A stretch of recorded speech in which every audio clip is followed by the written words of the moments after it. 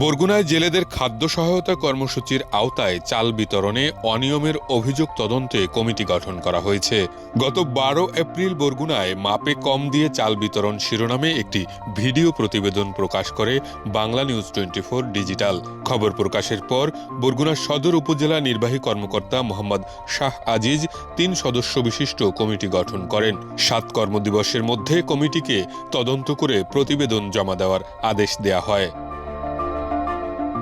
আদেশে উল্লেখ করা হয়েছে ২০২৫-২৬ অর্থবছরে জাটকা আহরণে বিরত থাকা জেলেদের জীবনযাত্রা নির্বাহের জন্য মানবিক সহায়তা কর্মসূচির আওতায় ফেব্রুয়ারি ও মার্চ ২ মাসে ধলুয়া ইউনিয়নের ৭, ৮ ও ৯ নং ওয়ার্ডের জেলেদের জনপ্রতি ৮০ কেজি চালের স্থলে ৬৫ কেজি চাল বিতরণ করা হয়।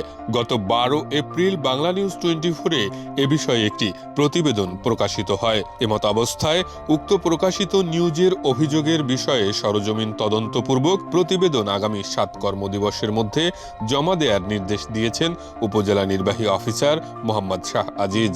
তদন্ত কমিটির সদস্যরা হলেন বরগুনা সদর উপজেলার সিনিয়র উপজেলা মৎস্য কর্মকর্তা মারুফ হোসেন মিনার, বরগুনা সদর উপজেলা পরিবার পরিকল্পনা কর্মকর্তা নিয়াজ মাহমুদ ইমরান ও সদর উপজেলা খাদ্য নিয়ন্ত্রক শহীদুল হক।